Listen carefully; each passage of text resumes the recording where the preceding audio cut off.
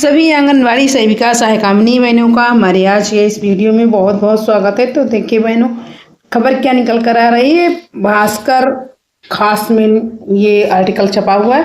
नई शिक्षा नीति से शिक्षकों के पदों में कटौती की संभावना थी। इन ग्रुप में लगी कक्षाएं। आंगनबाड़ी केंद्रों में पहली दूसरी के बच्चों को एसटीसी या बीएड की बजाय 12वीं पास अध्यापक पढ़ाएंगे। ये हमें लगता है एजुकेटर वाली जो थी, नहीं लग रहा उसी चीज़ के लिए निकला हुआ है, पर कंफर्म नहीं है। अभी देखते हैं, पूरा आर्टिकल पढ़ते हैं तभी समझ में आएगा। शिक्षक संघों ने जताई शिक्षकों की नियमित नियुक्तियां बंद होने की आशंका। नई शिक्षा नीति 2020 के तहत आगामी सत्र में प्रदेश के 65,000 से ज़्यादा आंगनबाड़ी केंद्रों में प्री प्राइमरी कक्षाओं के साथ पहली व दूसरी कक्षाओं की शुरुआत होनी है। इन बच्चों को एसटीसी या बीएड नहीं बल्कि 12वीं पास शिक्षक पढ़ाएंगे। हालांकि इसको लेकर शिक्षक संगठनों का विरोध शुरू होने से सरकार अभी तक पसोपेश में है कि 62,020 आंगनबाड़ी केंद्रों में पहले और दूसरी कक्षा की पढ़ाई शुरू करें या नहीं। दूसरी ओर हल यह है कि ये आंगनबाड़ी केंद्र महज 2,500 शिक्षकों के भरोसे चल रहे हैं। अच्छा, मतलब शिक्षक कह रहे हैं आंगनबाड़ी बहनों को। ऐसे में दिक्कत यह है कि इस कमजोर बुनियाद पर नई शिक्षा नीति की मजबूत इमारत कैसे खड़ी होगी। प्रदेश में कुल 62,020 आंगनबाड़ी केंद्रों में से 61,593 संचालित हैं। इनमें 35,000 केंद्रों के पास खुद की बिल्डिंग नहीं है, जबकि 27,318 केंद्रों में शौचालय नहीं है। वहीं 13,186 केंद्रों में पीने का पर्याप्त पानी उपलब्ध नहीं है, जबकि 10,553 किराए के भवनों में चल रहे हैं। अरे 10,000 नहीं, कम से कम 50% चल रहे हैं। 18,565 सरकारी स्कूलों में चल रही हैं। इसी तरह से 4,020 सरकारी भवनों में और 2,645 सामुदायिक भवनों व मंदिरों में संचालित हैं। 1,000 से ज़्यादा केंद्रों के भवन जर्जर हैं। कोरोना के कारण करीब 5 महीने से ये केंद्र बंद पड़े हैं। ऐसे में इनकी हालात और अधिक खराब हो गई है। प्राइमरी और पहली व दूसरी कक्षा को आंगनबाड़ी केंद्रों में चलाया जाएगा, जो अधिकतर स्कूलों में शिफ्ट हो गई, और सरकार आगामी समय में भी इन आंगनबाड़ी केंद्रों को स्कूलों में ही शिफ्ट करने जा रही है। दूसरी ओर तीसरी से छठी, 7वीं से 9वीं तथा 10वीं से 12वीं कक्षा को 3 भागों में विभक्त किया गया है।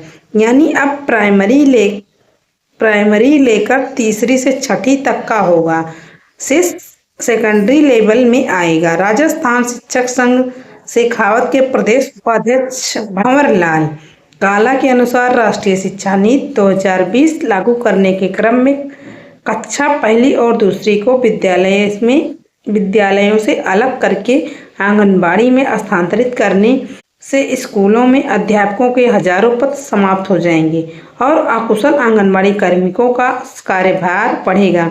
साथ ही नई शिक्षा नीति में संविदा और पार्ट टाइम आधार पर शिक्षक नियुक्त किए होंगे। इससे नियमित नियुक्तियां बंद होंगी और अग्निवीर योजना की तरह शिक्षा में भी नौकरी शिक्षकों को शोषण की भट्टी में धकेल दिया जाएगा। इस नीति से बड़ी संख्या में बंद होंगे स्कूल। राजस्थान का भी इसमें निकला हुआ है।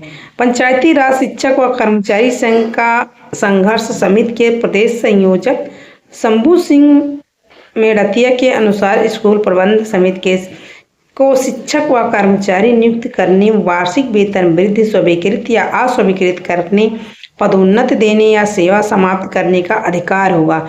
इसका परिणाम यह होगा कि शिक्षकों को संगठित होने तथा सामूहिक सौदेबाजी का अधिकार उनसे छिन जाएगा और शिक्षक कर्मी शोषण के लिए अभिशप्त होंगे। पूर्व में राजस्थान में भी एकीकरण के नाम पर हजारों विद्यालय बंद कर दिए गए। मतलब राजस्थान से ही स्टार्ट है ये सारी चीजें। इसी सूत्र को नई शिक्षा नीति में शामिल किया गया है। परिणाम स्वरूप नई शिक्षा नीति लागू होने पर राज्य में फिर से हजारों विद्यालयों को बंद कर दिया जाएगा। इसका दुष्परिणाम एक तरफ शिक्षकों व व कर्मचारियों के रोजगार समाप्त होने के रूप में पड़ेगा और दूसरी तरफ बालक शिक्षा प्राप्त करने के अधिकार से वंचित हो जाएंगे। मतलब अपने योगी महाराज राजस्थान की नकल तो कर रहे हैं इस मामले में, लेकिन पैसे और मानदेय बढ़ाने में क्यों नकल नहीं कर पा रहे हैं कि जैसे वहाँ पर आंगनबाड़ी वर्करों का मानदेय कहीं 10,000 है, कहीं 14,000 है, कहीं 12,000 है, तो उसकी नकल नहीं कर पा रहे हैं। आंगनबाड़ी केंद्रों में बाल दिवस पर आयोजित होंगे बाल मेले। बच्चों की होगी चित्रकला, नाट्य, नृत्य और खेलकूद की प्रतियोगिताएं। बच्चों में सीखने के साथ मनोरंजन का अवसर प्रदान करने और उनकी रचनात्मकता को प्रोत्साहित करने के लिए बाल दिवस पर स्कूलों में संचालित को-लोकेटेड आंगनबाड़ी केंद्रों में बाल मेले का आयोजन किया जाएगा। चित्रकला, नाट्य, नृत्य और खेलकूद की प्रतियोगिताएं इसमें शामिल है। साथ ही स्वास्थ्य जागरूकता और स्वच्छता जैसे विषयों पर भी बच्चों को शिक्षित किया जाएगा। 1357 प्रसूति और कंपोजिट विद्यालय हैं। इनमें 1.71 लाख छात्र छात्राएं पंजीकृत हैं। इनमें 335 विद्यालय ऐसे हैं जिनमें आंगनबाड़ी केंद्र भी संचालित हैं। इन आंगनबाड़ी केंद्रों को को-लोकेटेड आंगनबाड़ी केंद्र कहा जाता है।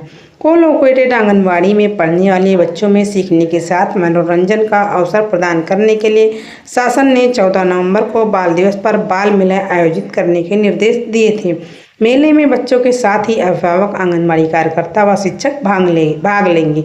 अधिकारियों के अनुसार बाल मेले का उद्देश्य स्थानीय कला, संस्कृति और परिवेश से जुड़ी गतिविधियों के माध्यम से बच्चों में रचनात्मकता और सृजनात्मकता को प्रोत्साहित करना है। बाल मेला सुबह 10 से दोपहर 1 बजे के मध्य आयोजित होंगे। इस दौरान प्रधानाध्यापक अभिभावकों से चर्चा करेंगे। इसके बाद बच्चों की खेल गतिविधियों का आयोजन किया जाएगा। कार्यक्रम में शामिल बच्चों को पुरस्कार स्वरूप रंग व कला सामग्री वितरित की जाएगी। बेसिक शिक्षा अधिकारी रणवीर सिंह ने बताया कि सभी को-लोकेटेड आंगनबाड़ी केंद्रों में बाल मेले आयोजित होंगे। इसको लेकर तैयारियां संपूर्ण कर ली गई हैं।